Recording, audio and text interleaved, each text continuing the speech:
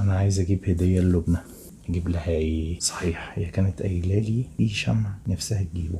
نفتح كده. ايوه هو ده صفحة فيلم تيلز. دخلت وبعت لهم وطلبت منهم الاوردر، وهم ردوا عليا بسرعة جدا وقالوا لي على الاسعار والاشكال اللي موجودة. حتى انا كمان قلت لهم على ان الاختيار يبقى على ذوقهم، وفعلا زي ما قالوا لي وصل في التوقيت بسرعة.